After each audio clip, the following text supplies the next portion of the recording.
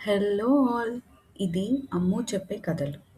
ప్రేమ నుండి భయం వరకు, రహస్యం నుండి ఆనందం వరకు అన్ని కథలు వినేద్దామా?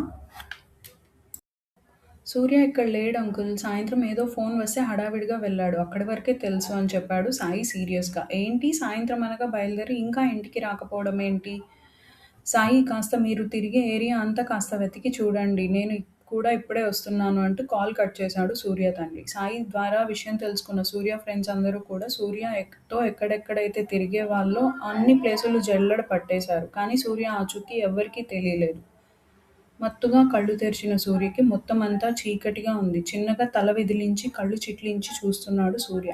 తల వెనక వైపు చేతితో పట్టుకొని. చేతికి తడిగా జిగురుగా అంటుకోవడం గమనించి జరిగింది గుర్తు చేసుకున్నాడు సూర్య. ఫ్రెండ్ దగ్గర నుండి ఇంపార్టెంట్ కాల్ వస్తే హడావిడిగా బయలుదేరిన సూర్యకి మళ్ళీ ఫోన్ రావడంతో బైక్ సైడ్‌కి ఆపి ఫోన్ లిఫ్ట్ చేసి మాట్లాడుతున్న సూర్యని వెనక నుండి ఎవరో తల మీద కొట్టడం వరకే గుర్తుంది. తర్వాత ఏం జరిగింది అనేది ఎంత ప్రయత్నం చేసినా గుర్తుకు రాలేదు. తలకి తగిలిన గాయం నుండి ఆగకుండా చిన్నగా కారుతున్న రక్తాన్ని కళ్ళు మూతలు పడుతున్నా బలవంతంగా కళ్ళు తెరిచి చూస్తున్న సూర్యకి చిన్న వెలుతురులో అక్కడ ఎవరో ఉన్నట్లు కనిపించింది. తల విదిలించుకొని ఎవరు అని తన శక్తి అంతటినీ కూడా తీసుకొని గట్టిగా అరిచాడు సూర్య. సూర్య అరుపు విని గెలుపు పొగరుతో నవ్వుతూ సూర్యని సమీపించాడు. పోలీస్ హెడ్ క్వార్టర్స్‌కి ఫోన్ చేసి సూర్య ఎక్కడున్నాడు అని ప్రశ్నించాడు కమిషనర్. డాక్టర్ సారథిని అరెస్ట్ చేయమని పంపించాను సార్ అని చెప్తున్న అజిత్‌తో ఎటువంటి ఆధారాలు, సెర్చ్ వారెంట్, కనీసం సారథి మీద ఎటువంటి కంప్లెయింట్ లేకుండా ఎలా అరెస్ట్ చేయమని పంపించావు అజిత్ అని కోపంగా అరిచాడు కమిషనర్. బయటికి తెలిస్తే ఎంత ప్రాబ్లమ్ అవుతుందో తెలుసా అని కోపంగా అరుస్తున్న కమిషనర్‌తో సూర్య తనకి చెప్పిన విషయాల గురించి చెప్తూ ఆ డాక్టర్ కేవలం లేడీస్‌నే కాదు జెంట్స్‌ని కూడా చంపుతున్నాడు సార్. అందుకే ఉన్నపళంగా అరెస్ట్ చేసి లోపల వేయమని చెప్పాను అని సీరియస్‌గా చెప్పాడు అజిత్. నువ్వు చెప్పిన విషయం మాకు ఎప్పుడో తెలుసు. కానీ ఆధారాలు లేవని మేం ఆగాము అని అంటున్న కమిషనర్‌తో అవునా సార్ అని ఆశ్చర్యంగా నోరు తెరిచాడు అజిత్. అవును. కాకపోతే యాక్షన్ తీసుకోవాలి అంటే సరైన ఆధారాలు సేకరించమని సూర్యకి మరీ మరీ చెప్పి పంపించాను. అయినా రాంగ్ స్టెప్ వేశాడు. ముందు సూర్యకి కాల్ చేసి వెనక్కి రమ్మను అని చెప్పడం పూర్తి చేశాడు కమిషనర్. అంటే ఈ విషయం మీకు కొత్తగా తెలిసింది కాదా సార్ అని మళ్ళీ ప్రశ్నిస్తున్న అజిత్‌తో అవును తెలుసు అను చెప్తున్నాను కదా ముందు సూర్యని వెనక్కి రమ్మని చెప్పు అని ఆర్డర్ వేసి కాల్ కట్ చేశాడు కమిషనర్. కమిషనర్ కాల్ కట్ అయిన వెంటనే సూర్యకి కాల్ చేశాడు Ajit. Out of coverage area అని వాయిస్ మెసేజ్ చెప్పి కాల్ కట్ అవ్వడంతో ఒకటికి రెండు సార్లు సూర్యకి ఫోన్ చేస్తూనే ఉన్నాడు అజిత్. అయినా సరే అదే విధంగా రావడం వెంటనే సూర్యతో పాటు వెళ్ళిన ఎస్ఐ కిషోర్‌కి కాల్ చేశాడు అజిత్. మొదట రింగ్‌కే ఫోన్ లిఫ్ట్ చేశాడు కిషోర్. ఎక్కడున్నారయ్యా? ఫోన్ అందుబాటులో పెట్టుకోవద్దు అని అరుస్తున్న అజిత్‌తో స్టేషన్‌లోనే ఉన్నాను సార్ అని చెప్పాడు ఎస్ఐ కంగారుగా. స్టేషన్‌లో ఉన్నారా? అయితే అరెస్ట్ చేసేశారా? అని అజిత్ కంగారుగా అడిగాడు. అరెస్ట్ చేయడం ఏంటి సార్? నేను డ్యూటీలోనే ఉన్నాను. ఈరోజైతే కొత్తగా ఎవరిని అరెస్ట్ చేయలేదు అని చెప్తున్నాడు ఎస్ఐ. అవునా ఓసారి ఫోన్ సూర్యకివ్వు అని అడిగాడు అజిత్. సూర్యనా? ఎవరు? సార్ అని అడిగాడు కమిషనర్. అసిస్టెంట్ కమిషనర్ సూర్య చెప్తున్న అజిత్‌తో ఇక్కడికి అసిస్టెంట్ కమిషనర్ సూర్య సార్ రాలేదు సార్ అని చెప్పాడు కిషోర్. అవునా స్టేషన్‌లోనే ఉన్నావా? అని అడిగాడు మరోసారి కన్ఫర్మేషన్ కోసం. స్టేషన్‌లోనే ఉన్నాను. ఇక్కడికి ఎటువంటి హయ్యర్ అథారిటీస్ రాలేదు. ఇప్పుడే మీరు ఫోన్ చేశారు అని చాలా ఖచ్చితంగా చెప్పాడు ఎస్ఐ కిషోర్. సరే అంటూ కాల్ కట్ చేసి ఫోర్స్ తీసుకెళ్లకుండా ఒక్కడే అయితే వెళ్ళడు. కానీ సూర్య ఫోన్ ఎందుకు కనెక్ట్ అవ్వడం లేదు అని వెంటనే సూర్య నెంబర్‌ని ట్రేస్ చేయమని చెప్పి అదే విషయాన్ని కమిషనర్‌కి ఫోన్ చేసి చెప్పాడు Ajit. What is this nonsense Ajit? ఇప్పటికే ఒక ఆఫీసర్ ప్రాణాలు రిస్క్‌లో పెట్టి ఈ కేస్‌ని హ్యాండిల్ చేస్తున్నామంటే ఇప్పుడు మరో ఆఫీసర్ మిస్సింగ్ అంటే సొసైటీ మన మీద నమ్మకం పోవడమే కాకుండా మొహాన్ని ఉమ్మివేస్తారు. ఫాస్ట్‌గా సూర్య ఎక్కడున్నాడో నాకు తెలియాలి. నీకు నచ్చిన ఫోర్స్‌ని వాడుకో. ఇద్దరు ఆఫీసర్ సేఫ్ అన్న విషయం నాకు తెలియాలి అంటూ కాల్ కట్ చేశాడు కమిషనర్. అంతలో సార్ లాస్ట్ సూర్య సార్ నెంబర్ ట్రేస్ ఇక్కడ అయింది అని చెప్తున్న ఆఫీసర్ దగ్గరికి వెళ్ళి సూర్య నెంబర్ ట్రేస్ చేసి అడ్రస్ చూస్తూ ఇక్కడ సూర్యకి ఏం పని అని ఆలోచిస్తూ మరో ఆలోచన వచ్చినట్లుగా వెంటనే దీనికి గంట ముందు సూర్య ఎక్కడ ఉన్నాడో చూడు అని చెప్పాడు అజిత్. ఓకే సార్ అంటూ సూర్య నెంబర్‌ని ట్రేస్ చేసి సూర్య గంట ముందు ఉన్న అడ్రస్ చెప్పాడు. అడ్రస్ పూర్తిగా విని అర సెకండ్ కూడా ఆలోచించకుండా వెంటనే ఫోర్స్‌తో బయలుదేరాడు అజిత్. అరగంటలో సూర్య గంట క్రితం ఉన్న అడ్రస్‌కి చేరుకున్నాడు అజిత్. చుట్టూ గమనిస్తూ ఈ ఏరియాలో సూర్య ఎందుకున్నాడు అని ఆలోచిస్తూ చుట్టూ చూస్తున్న అజిత్ చూపు అటువైపు వెళ్తున్న సారథి మీద పడింది. హలో డాక్టర్ ఒక్క నిమిషం అంటూ వెళ్తున్న సారథిని ఆపాడు అజిత్. అజిత్ ఒక్క పిలుపుకే ముందుకు వెళ్తున్న సారథి ఆగి వస్తున్న అజిత్ వైపు కళ్ళు చిట్లించి మరీ చూస్తున్నాడు సారథి. తనని సమీపించి షేక్ హ్యాండ్ ఇస్తున్నట్టుగా చేతిని ముందుకు చాపి ఏసీపీ అజిత్ అని చిన్నగా నవ్వాడు అజిత్. డాక్టర్ సారథి అంటూ అజిత్ చేతిని అందుకుని చిన్నగా ఊపాడు. మీరేంటిక్కడ అని ప్రశ్నించాడు అజిత్. ఈ ప్రశ్న నేను మిమ్మల్ని అడగాల్సిందేమో. మీరేంటిక్కడ అంటూ అజిత్ ప్రశ్నని తిప్పి అడిగాడు సారథి. పోలీసోడ్నే ప్రశ్నించేంత పెద్ద డాక్టర్వి అయిపోయావా సారథి అని గొంతు పెంచి అడిగాడు అజిత్. మీరే అంటున్నారు కదా పెద్ద డాక్టర్ని అని. డాక్టర్ అనేవాడు ఒక చోట ఉండడు సార్. వృత్తిరీత్యా పలుచోట్ల తిరగాల్సి వస్తుంది అని చాలా సున్నితంగా చెప్పాడు సారథి. తన సమాధానాన్ని ఏమీ వినకుండా సారథికి ఫోన్లో ఒక ఫోటోని చూపిస్తూ ఇతనిని మీరు చూశారా అని అడిగాడు అజిత్. చూశాను. ఇతని పేరు సూర్య. పని పాట లేకుండా తిరుగుతూ ఆడవాళ్ళని ఏడిపించడమే ఇతని పని. వాడి కోసం వచ్చారా మీరు? మంచి పని చేస్తున్నారు అని అంటున్న సారథితో అతని పేరు సూర్య అని మాకు తెలుసు. కానీ మీరు చెప్పిన మిగతా విషయాల గురించి అయితే మాకు పెద్దగా తెలీదు. మేము వచ్చింది ఏసీపీ సూర్య కోసమే అయినా అరెస్ట్ చేసేది డాక్టర్ సారథిని అంటూ పట్టుకున్న డాక్టర్ సారథి చేతికి బేడీలు వేసి సైడ్ స్మైల్ ఇచ్చాడు సారథి. దొరికిపోయాను అని నీకు అర్థమైంది అనుకుంటా సారథి అంటూ అజిత్ సారథిని వ్యాన్లోకి ఎక్కించాడు. చిన్నగా తల ఊపి సూర్య ఎక్కడ ఉన్నాడు అని అడిగాడు సారథి. ముందు ఆఫీసర్కి మర్యాద ఇచ్చి మాట్లాడడం నేర్చుకో. అతని కోసం గాలింపు మొదలైంది. నీకు ఇవన్నీ చెప్పాల్సిన అవసరం మాకు లేదు.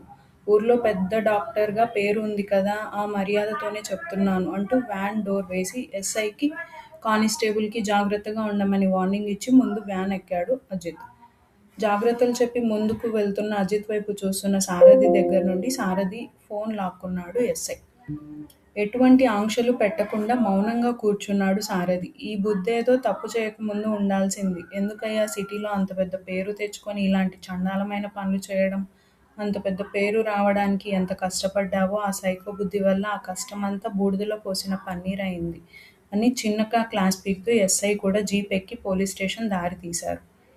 అప్పటికి కమిషనర్ ఫోన్ చేయడం ఇది 10వసారి.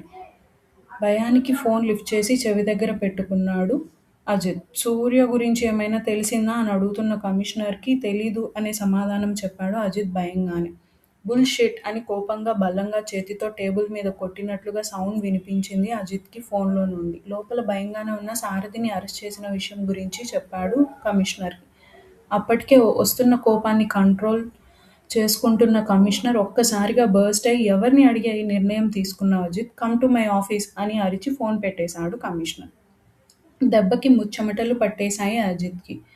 నుదిటి నుండి పట్టిన చెమటలు తుడుచుకుంటున్న అజిత్ ఫోన్ మళ్ళీ రింగ్ అవ్వడంతో భయంగా ఫోన్ వైపు చూశాడు. ఎస్ఐ నుండి ఫోన్. నోటితో గాలి బయటికి వదులుతూ ఫోన్ లిఫ్ట్ చేసి చెప్పు అని గంభీరంగా అన్నాడు అజిత్. ఎస్ఐ చెప్పింది పూర్తిగా విని ముందే చెప్పాను కదా జాగ్రత్తగా ఉండమని. డ్యూటీ చేయకుండా ఫోన్ చూస్తూ కూర్చున్నావా అంటూ కోపంగా గట్టిగా అరిచాడు అజిత్. అజిత్ అరుపుకి డ్రైవ్ చేస్తున్న డ్రైవర్ సడన్ బ్రేక్ వేసి కార్ని సైడ్గా ఆపాడు. లేదు సార్, మేము జాగ్రత్తగానే ఉన్నాం. ఎలా తప్పించుకున్నాడో తెలీదు కానీ వేసిన బేడీలు వేసినట్లే ఉన్నాయి. మన కానిస్టేబుల్స్ అందరూ స్పృహ తప్పారు. అది గమనించి నేను చెక్ చేసేసరికి వాడెప్పుడో తప్పించుకున్నాడు అంటూ చెప్పడం పూర్తి చేశాడు ఎస్ఐ. ఓ గాడ్ అంటూ తల పట్టుకొని వాడు ఎంతో దూరం వెళ్ళి ఉండడు. ఆ ఏరియా అంతా సర్చ్ చేయండి.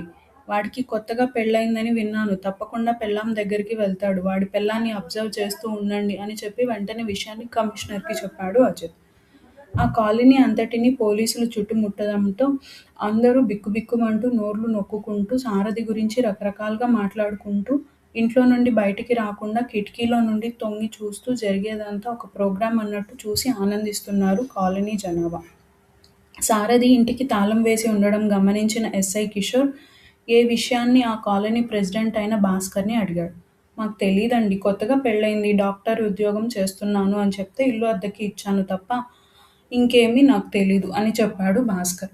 నువ్వు చెప్పేది నిజమేనా లేకపోతే మా పద్ధతిలో అడగమంటావా అంటూ హెడ్ కానిస్టేబుల్ దగ్గరున్న లాఠీని తీసుకుంటున్న ఎస్ఐతో సార్, నేను చెప్పేది నిజం. మీకు అబద్ధం చెప్తే మాకు వచ్చేది ఏమిటి సార్? వాళ్ళు మాకు ఏమైనా చుట్టాలా ఏంటి? నిజంగా నాకేం తెలీదు అంటూ దాదాపు ఎస్ఐ కాళ్ళు పట్టుకొని బతిమలాడుతున్న భాస్కర్ని చూసి ముందు మీరు పైకి లెగండి సార్ అంటూ భాస్కర్ని పైకి లేపాడు అజిత్.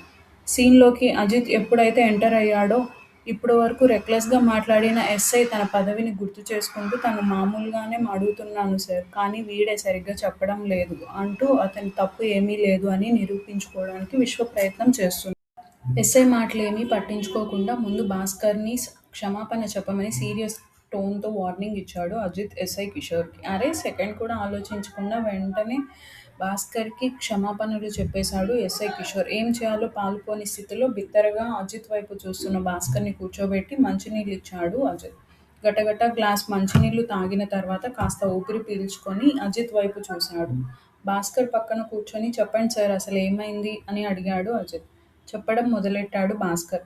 చేస్తున్న వృత్తి డాక్టర్ అని, కొత్తగా పెళ్ళయిందని చెప్పి ఇల్లు అద్దెకి తీసుకున్నారండి. అంతవరకు మాత్రమే తెలుసు. ఏ ఊరు, ఎక్కడి నుంచి వచ్చారో కూడా మాకు తెలీదు. కానీ ఆ అబ్బాయి మాత్రం ఇంట్లో ఎక్కువగా ఉండేవాడు కాదు. అమ్మాయి ఇల్లు వదిలిపెట్టి బయటకు వచ్చిన బాపతే లేదు. హాస్పిటల్ అంటూ పగలు రాత్రి తిరిగేవాడు సారథి. అమ్మాయి గురించి అడిగినా చిన్నగా నవ్వి వెళ్ళిపోయేవాడే తప్ప ఒక్క మాట కూడా చెప్పలేదు.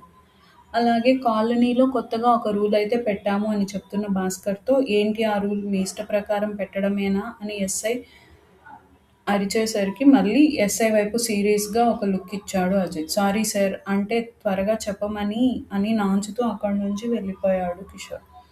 భయంగా ఎస్ఐ కిషోర్ వైపు చూస్తున్న భాస్కర్‌తో ఏం పర్లేదు సార్ మీరు చెప్పండి అని కాస్త టోన్ తగ్గించి అడిగాడు అజిత్. దొంగతనాలు ఎక్కువ జరుగుతున్నాయని సొసైటీలో ప్రతి ఇంటికి వాచ్‌మెన్ ఇంకా పనిమనిషి కూడా మేమే నిర్ణయించిన లిస్ట్‌లో నుండే సెలెక్ట్ చేసుకుంటే కొంతవరకు దొంగతనాలను ఆపొచ్చు అని ఒక సలహా ఇచ్చారు అని చెప్పుకుంటూ పోతున్న భాస్కర్‌తో సలహా ఇచ్చారు అంటున్నారు కదా! ఆ ఇచ్చింది ఎవరో చెప్పగలరా సార్? అని అడిగాడు అజిత్ రిక్వెస్ట్ టోన్‌తో. తప్పకుండా సార్ అంటూ కళ్ళనీళ్ళు పెట్టుకుంటున్న భాస్కర్‌తో ఏమైంది సార్ నేనేమైనా తప్పుగా అడిగానా? అని అడిగాడు. లేదు సార్. ఉద్యోగం, ఎదుగుదల పేరుతో కన్న తల్లిదండ్రులను, పెరిగిన ఊరును వదిలి విదేశీ బాట పడుతున్న యువత కన్న తల్లిదండ్రులు ఇచ్చిన రిటర్న్ బహుమతి ఇదే అంటూ కళ్ళు తుడుచుకొని ఒంటరితనంతో బాధపడుతున్న మాకు కొడుకు స్థానంలో నిలబడ్డాడు నా కొడుకు స్నేహితుడు సూర్య. అతని సలహా మేరకే నేను ఈ నిర్ణయం తీసుకున్నాను అని చెప్పాడు భాస్కర్. సూర్యనా? అంటూ వెంటనే సూర్య ఫోటోని చూపించాడు అజిత్. సూర్య ఫోటోని చూసి అవును సార్ ఇతనే నా కొడుకు అంటూ అజిత్ చేతిని గట్టిగా పట్టుకొని వాడి ఆచూకీ నిన్నట్నుంచి తెలియడం లేదు సార్. ఫోన్ చేస్తున్నా కలవడం లేదు. కాస్త ఎక్కడున్నారో వెతికి పట్టుకుంటారా? నీకు పుణ్యం ఉంటుంది అని బాధతో కూడిన గొంతుతో ప్రాధేయపడుతూ అజిత్‌ని అడిగాడు భాస్కర్. తప్పకుండా. మేము అదే పనిలో ఉన్నాము కూడా అంటూ ఆలోచనగా పైకి లేస్తున్న అజిత్‌తో ఏమైందో ఏంటో సార్ నిన్నటి నుండి అటు సూర్య కనపడ్డం లేదు. అలాగే ఇంట్లో ఉన్న మనుషులు ఎవరూ కనపడ్డం లేదు అని చెప్పాడు భాస్కర్. వాట్? అంటూ వెనక్కి తిరిగి భాస్కర్ వైపు ప్రశ్నార్థకంగా చూస్తున్న అజిత్‌తో అవును సార్ ఆ అమ్మాయి గానీ, ఇంట్లో పనిచేసే పనిమనిషి గానీ, వాచ్‌మెన్ గానీ ఎవ్వరూ కనపడ్డం లేదు. ఏమవుతుందో ఏంటో అంతా అయోమయంగా ఉంది అని చెప్పాడు భాస్కర్. మీ ఇల్లు ఎక్కడ? అని అడిగాడు అజిత్. రండి సార్ ఇక్కడే అంటూ 4 ఇళ్ల తర్వాత ఉన్న ఇంటికి తీసుకువెళ్ళాడు భాస్కర్. సూర్య ఎక్కడ ఉండేవాడు? అని అడిగాడు అజిత్. సూర్య గదిని చూపించాడు భాస్కర్. గదికి తీసుకెళ్ళిన వెంబటే తన పోలీస్ బుర్రకు పదును పెట్టాడు అజిత్. భాస్కర్‌ని బయటే ఉండమని చెప్పి సూర్య గదిని మొత్తం ఇంచ్ కూడా వదలకుండా స్కాన్ తీసేశాడు. కాకపోతే ఎక్కడా కూడా సూర్య ఇంత క్లూ ఇవ్వకపోను చాలా సాదాసీదా జీవితాన్ని గడుపుతున్నట్టు అనిపించింది అజిత్‌కి. క్రైమ్ బ్రాంచ్ ఏసీపీ సూర్య ఇంత తెలివి తక్కువగా ప్రవర్తిస్తాడు అంటే అస్సలు నమ్మబుద్ధి అవ్వక మరోసారి గది మొత్తాన్ని వెతికాడు అజిత్. ఎక్కడా కూడా ఎటువంటి ఆధారాలు దొరకలేదు అజిత్‌కి. అసహనంగా గది బయటకి వస్తున్న అజిత్‌కి మంచినీళ్ళ గ్లాస్ అందించాడు భాస్కర్. వాటర్ తాగి మిమ్మల్ని ఇబ్బంది పెట్టాము. క్షమించండి అంటూ గ్లాస్ తిరిగి భాస్కర్‌కి ఇస్తున్న అజిత్ చేతిలో ఎవ్వరికీ కనపడకుండా ఒక చీటీ పెట్టి పర్వాలేదు సార్ మీ డ్యూటీ మీరు చేస్తున్నారు అంతే అంటూ చిన్నగా నవ్వాడు భాస్కర్. భాస్కర్ నవ్వు చూస్తూనే తన వెనకే వచ్చిన పోలీస్ ఫోర్స్‌ని ముందుకి నడవమని చెప్పి అందరికంటే వెనక నడుస్తూ భాస్కర్ ఇచ్చిన చీటీని ఓపెన్ చేశాడు అజిత్. చీటీ చదివి ఒక్కసారి వెనక్కి తిరిగి చూసిన అజిత్‌కి థమ్సప్ సింబల్ చూపిస్తూ కనిపించాడు భాస్కర్. చిన్నగా నవ్వి ముందుకు కదిలాడు. ఇన్నాళ్లు గుట్టుగా ఆనందపడుతూ సంతోషకరమైన జీవితం గడుపుతున్న నా జీవితంలోకి అనవసరంగా వచ్చావ్. ఎందుకు చావడానికా? అంటూ తన ముందు నిలబడిన ముసుగు వ్యక్తి వైపు చూస్తూ రిలాక్స్‌గా నవ్వాడు సూర్య. ఈ పోలీస్ పొగరే తగ్గించుకోమని చెప్పింది అంటూ చేతిలో ఉన్న కర్రతో సూర్య డొక్కలో ఒక షాట్ ఇచ్చాడు ఆ ముసుగు వ్యక్తి. ఆ షాట్‌కి చిన్నగా ఒక అడుగు వెనక్కి వేసి నొప్పి వల్ల కలిగిన బాధతో కళ్ళు మూసుకొని చిన్నగా అమ్మా అని అరిచాడు సూర్య. వినిపించలేదు. ఇంకొంచెం గట్టిగా అరువు అంటూ మళ్ళీ కొట్టిన చోటే 1కి 4 సార్లు గట్టిగా కర్రతో బాదుతూ నొప్పికి అల్లాడుతున్న సూర్య ముఖ కవళికలు గమనిస్తూ అంత ఓర్పు పట్టే బదులు పైకే గట్టిగా అమ్మా అని అరిచి చావచ్చు కదరా సన్నాసి అని రాక్షసంగా అరుస్తాడు ఆ ముసలి వ్యక్తి. సన్నాసిని కాబట్టే అరవడం లేదు అని నవ్వుతున్న సూర్య జుట్టు పట్టుకొని తలని వెనక్కి వంచాడు. ఏరా ఇంత కొట్టినా బాధపెట్టినా అరవకపోక నవ్వుతున్నావేంటి నువ్వేమైనా సైకోవా అని కోపంతో ఎర్రబడ్డ కళ్ళతో సూర్య కళ్ళలోకి సూటిగా చూస్తూ అడిగాడు ఆ ముసలి వ్యక్తి. సన్నాసులు కొడితే కూడా అరుస్తారా ఏంటి? అయినా బెట్టు గెలవాలనే కదా నువ్వు ఇదంతా చేస్తుంది. ఇంకా ఆ మొహాన ముసుగు దేనికి అని అంటాడు సూర్య. దేనికో నాకు తెలుసు నీకు తెలియాల్సిన అవసరం నాకు లేదు అంటూ సూర్య షర్ట్ గుండెలు తీస్తున్న ముసుగు వ్యక్తితో ఏం చేస్తున్నావు అని అడిగాడు సూర్య. సన్నాసిని కదా ఏం చేయాలో అదే చేస్తాను అంటూ సూర్య ప్యాంటు కూడా తీసేశాడు ఆ ముసుగు వ్యక్తి. అరవడం లేదు అలా అని సహకరించడం లేదు సూర్య. ఆ ముసుగు వ్యక్తి చేస్తున్న పనిని గమనిస్తూ నామరూపాలు లేకుండా చేయడం అంటే ఇదేనా? అయినా మగాడు పూసుకుంటే వచ్చేదేంటి బూడిద? ఏ మాటకా మాట. నీ పెళ్ళాం మాత్రం మస్తుంది. దాన్ని పంపించు అప్పుడు చూపిస్తా నా మగతనం ఏంటో అని అంటున్న సూర్య మాట పూర్తి కాకుండానే ముసుగు వ్యక్తి ముసుగుని తీశాడు. ముసుగు తీసిన వ్యక్తి వైపు చూస్తూ అంటే ఈ మర్డర్స్ అన్నీ చేసేది అని తన పోలీస్ బుర్రకి ఆలోచన పెడుతున్న సూర్యతో అసలు కథ ఇప్పుడే మొదలైంది. నెక్స్ట్ పార్ట్‌లో కలుద్దాం. Thanks for watching. Please share and subscribe.